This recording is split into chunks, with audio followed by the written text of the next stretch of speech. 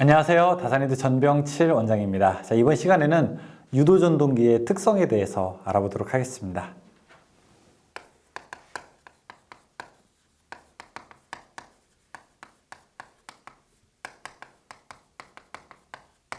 유도전동기의 특성에서 여러분들이 꼭 알아두셔야 될 것은 비례추이. 바로 이 내용입니다. 비례추이가 뭘까요? 이거 사실 계속 말씀드리지만 수학적으로 들어가게 되면은요, 여러분들 기사 가야 됩니다. 기사 과정에서 공식 유도하고 다 해야지 이제 완벽하게 사실 이해하는 건데, 우리가 여기에서는 대충 그 의미 정도만 아는 것으로도 여러분들이 충분하게 그 내용을 학습할 수 있을 것이라고 이렇게 생각합니다. 비례추이, 딱 말만 한번 보죠. 비례추이. 대충 비례해서 대충 때려 맞춘다, 예측한다, 뭐 이런 거죠. 예를 들어 이런 거 있습니다. 제가 그냥 편의상 비유를 할 때 돈이랑 많이 비유를 하죠. 그렇죠? 그래서 혹시 그런 내용이 좀 불편하신 분이 있을 수도 있지만, 그냥 제가 편의상 하는 거니까 그냥 그렇게 넓은 아량으로 봐주시기 바라겠습니다. 우리가 근속 연수를 한번 볼게요. 회사 일하면 월급 올라가잖아요. 그렇죠? 그러면은 예를 들어 이런 거 보죠. 만약에 1년 차에서 내가 딱 입사를 했더니 월급이 100만 원이야. 100만 원이야, 회사에서. 아니, 2년 차가 됐더니 150만 원을 줬어. 그러면은 3년 차는 비례해서 때려 맞추면 얼마 정도 받을 수 있을 거다라고 우리가 예측할 수 있을까요? 예측할 수. 이 정도 속도라면은 200만 원을 우리가 예측할 수 있지 않을까요? 그쵸? 이런 걸 우리가 비례추이라고 이야기하게 됩니다. 비례추이. 전기에서도 비례추이가 있나요? 네, 맞아요. 어디에서? 바로 전동기 중에서인데, 농형 유도전동기가 아니라 권선형 유도전동기에서. 권선형 유도전동기는 뭔데요? 자, 이렇게 우리가 N극, S극이 회전자처럼 돌아가는 유도전동기인데, 안에서 도는 게 그냥 알루미늄 판이 아니라 여기 두고 전원을 넣어서 동작하는 거. 이걸 우리가 권선형 유도전동기라고 합니다. 회전자를 우리가 2차라고 하게 되거든요. 2차. 2차에다가 이렇게 저항을 하나 놓는 거예요. 저항을 놔서 이 저항값을 살살 바꾸면, 그러니까 회전자에 들어가는 코일의 저항을 살살 바꾸면은 뭐가 바뀐다는 거예요. 그래서 우리가 이 저항값의 크기를 줄였다 높였다 하게 되면서 바꿀 수 있는데, 뭘 바꿀 수 있느냐? 권선형 유도전동기의 비례추이를 통해서 토크를 바꿀 수 있어요. 토크가 뭐예요? 회전하려고 하는 힘, 회전력을 우리가 바꿀 수 있다는 겁니다. 그럼 한번 여기 그 교재에 있는 내용들을 보죠. 비례추이, 2차 회로 저항의 크기를 조정함으로써 그 크기를 제어할 수 있는 요소가 되고요. 1. 권선형 유도전동기에서만 사용한다. 권선형 유도전동기에서만. 그 다음에 2차 저항이 증가하게 되면, 2차 저항을 제가 이렇게 크게 하면은 슬립이라고 하는 거, 슬립이 증가해서 속도는 감소하게 되는데 토크는 증가하게 돼요. 속도와 토크는 서로 반비례하잖아요. 그렇죠? 자, 그래서 밑에 세 번째 식이 있습니다. 자, 식이 S분의 R2는 S-이거 R2- 플러스 R2 뭐 이런 식이 있게 되는데, 이것은 뭐냐면은 여기에서 R2 슬립분의 R2는 일정하거든요. 그런데 여기서 R2 외부에다가 저항을 하나 R2를 넣어서 이 값을 조절하게 되면은 슬립이 바뀐다는 뜻이에요. 그래서 이 슬립이 바뀌는 것을 가지고, 그러니까 저항을 놓으면은 그러니까 속도를 조절할 수 있어요. 속도를 조절하게 되면 토크가 바뀐다는 거예요. 그래서 그럼 우리가 뭘 알고 싶냐? 뭘 알고 싶냐면은 일반적인 유도전동기가, 자, 슬립이 여기 있고 이제 T max 최대 토크라고 한번 해볼게요. 그러면은 보통 슬립이 0. 여기가 슬립이 1이라고 하고, 그러니까 여기로 갈수록 오른쪽으로 갈수록 속도가 높은 거죠. 일반적인 전동기는 최대 속도에서 약 80%에서 최대 토크를 발생한다고요. 그러니까 이게 한 1000rpm짜리라고 하면, 예를 들어 한 800rpm에서 최대 토크를 발생한다고요. 근데 여러분, 경우에 따라 다르지 않아요? 내가 어떤 모터가 있는데 그 모터는 800rpm 정도까지 갔을 때 최대 토크를 발생하는 것이 아니라 조금 낮은 속도에서 최대 토크를 만들고 싶어요. 예를 들어 여러분 보세요. 재봉틀 같은 거. 재봉틀 일반 천은 바늘이 약하지만 재봉틀일 때 예를 들어 두꺼운 가죽 같은 거를 이렇게 뚫는다고 한번 해보세요. 그러면은 이게 속도가 막 800rpm까지 갈 필요는 없죠. 조금 속도가 낮더라도 저속에서 큰 토크를 원할 때가 있다고요. 속도가 낮아도 힘이 센 거를 원할 때가 우리가 있다고요. 그러면은 야, 나는 이런 그래프를 원하잖아. 나는 좀 이렇게 저속에서 이렇게 좀 최대 토크를 만드는 좀 이런 그래프를 얻고 싶은데, 나는 아니야.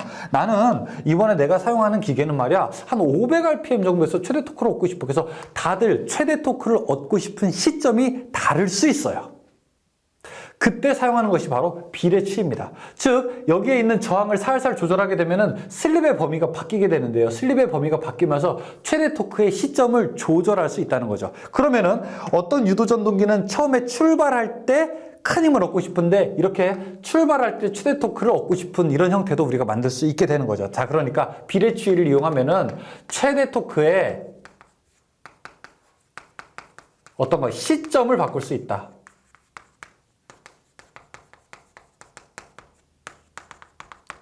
자, 이 얘기는 최대 토크는 불변이에요. 변하지 않아요. 최대 토크가 더 커지는 건 아니에요. 단지 그 시점만 바뀌는 거예요.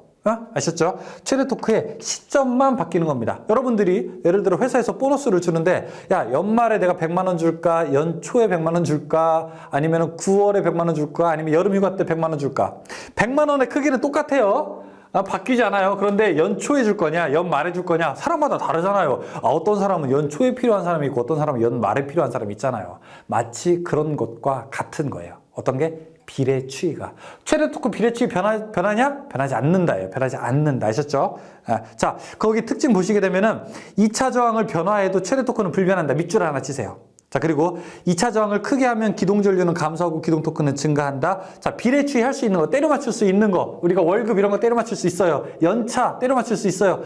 이 근속년이 증가할수록 올라가요. 그쵸? 그 다음에 직급 이런 거 때려 맞출 수 있어요. 마찬가지로 비례추이 할 수 있는 것, 1차 전류, 역률, 1차 입력 이런 것들, 뭐 토크 이런 것들 비례추이 할 수 있습니다. 토일력이라고 하게 되는데 토일역 이렇게 외우세요. 토크, 1차 전류, 그 다음에 역률.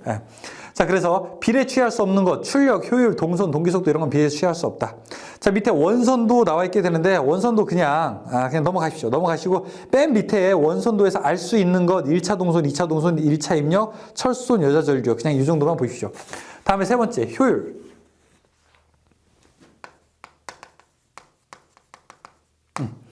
효율을 보시게 되면은 2차 효율 나와 있게 되네요. 근데 그 앞에서 우리가 슬립이라고 이야기했을 때 나왔던 것이 뭐 있게 되네요. 그렇죠? 그래서 2차 효율은 2차 입력분의 P0 출력이라고 이야기를 한다라고 되어 있습니다. 거기 2차 효율 보시게 되면은 2차 P2, 2차 입력분의 Pout, 2차 출력이 되게 되는 거고요. 이게 1-S랑 같고 이게 동기속도분의 회전자 속도와 같다. 이 얘기가 있습니다. 다음에 네 번째. 출력 보시게 되면 유도전동기의 출력 P는 단상일 때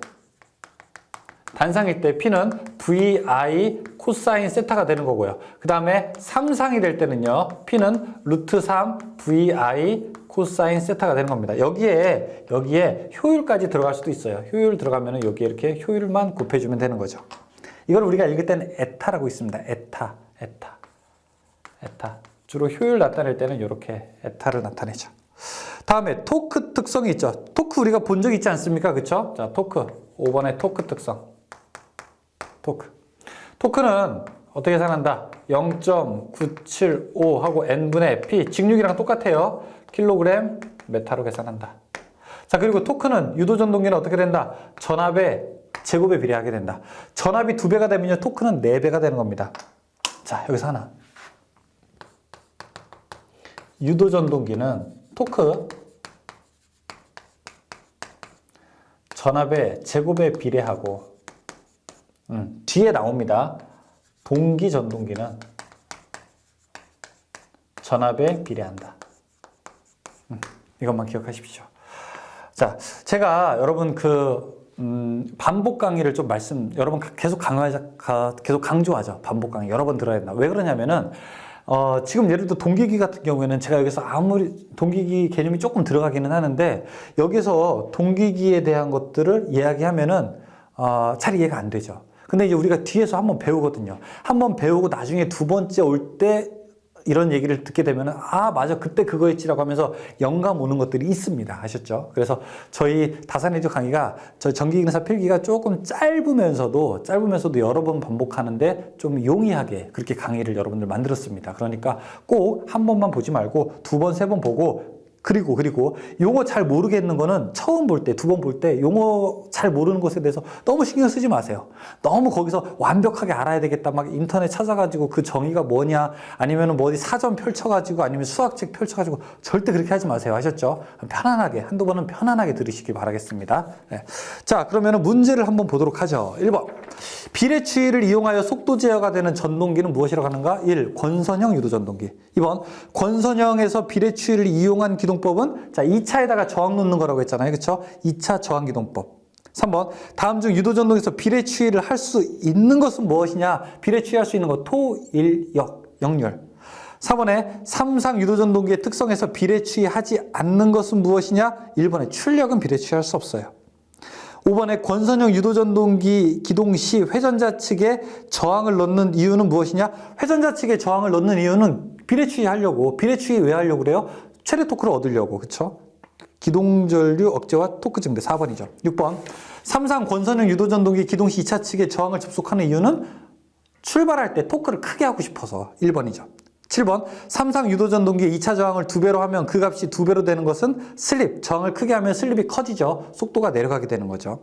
8번 삼상 유도전동기에서 2차 측 저항을 2배로 하면 최대 토크는 어떻게 되는가? 최대 토크는 어떻게 된다? 변하지 않는다. 불변이다. 1번 9번 교류전동기를 기동할 때 그림과 같은 기동 특성을 가지는 전동기에는 자, 이 그림과 같은 거 1, 2, 3, 4 여러 가지 형태로 변하는 거 이거 삼상 권선형 유도전동기 비례추이 그림이잖아요. 그렇죠? 10번 슬립 4%인 유도전동기의 등가 부하 저항은 2차 저항의 몇 배인가 물어보고 있습니다. 자, 그냥 답을 외우시죠. 그렇죠? 답을 외우지. 24 잘 나오지는 않아요. 그냥 한번 보십시오. 밑에 식인데 이거는 아까 저 슬립식에서 유도를 해야 되는 거예요. 11번 슬립이 5% 2차 저항 R2가 0.15인 유도전동기의 등가 저항은 얼만큼이 되는가? 역시 슬립식에서 다시 유도를 해야 되는 겁니다. 답은 1.5. 답만 보세요. 앞에 문제 10번, 11번 다 물음표 쳐두세요. 아셨죠? 절대 지금 보지 마세요. 12번 슬립이 일정한 경우 유도전동기의 공급전압이 2분의 1로 감소되면 토크는 어떻게 되는가? 공급전압의 제곱에 비례하기 때문에 이게 2분의 1로 되게 되면요 4분의 1이 되겠죠. 답 4번. 삼상 유도전동기의 토크는 어떻게 되는가? 전압의 제곱에 비례하게 된다. 답 1번. 14번. 일정한 주파수의 전원에서 운전하는 삼상 유도전동기의 전원전압이 80%가 되었다면 토크는 약 어떻게 되는가? 80%가 되었다면 전압의 제곱에 비례하기 때문에 0.8의 제곱이니까 0.64죠. 64%로 감소하게 되죠. 15번 유도전동기에서 원선도 작성 시 필요하지 않은 시험은 무브와 구속, 저항 다 필요한데 4번의 슬립 측정은 원선도라는 도면 상에서 구할 수가 있습니다. 16번 삼상 유도전동기의 전격 전압을 V, N, 출력을 P, 1차 전류를 I, 역률을 코사인 세타라고 하면은 효율을 나타낸 것은 어떻게 하게 되는가 물어보겠습니다. 16번 지금 삼상 유도전동기를 나타내니까 삼상 유도전동기는 루트 3 VI 코사인 세타에다가 효율까지 넣었어요. 그렇죠? 그럼 여기서 효율은 어떻게 됩니까? 여기 있는 거를 양쪽으로 나누면 되겠죠?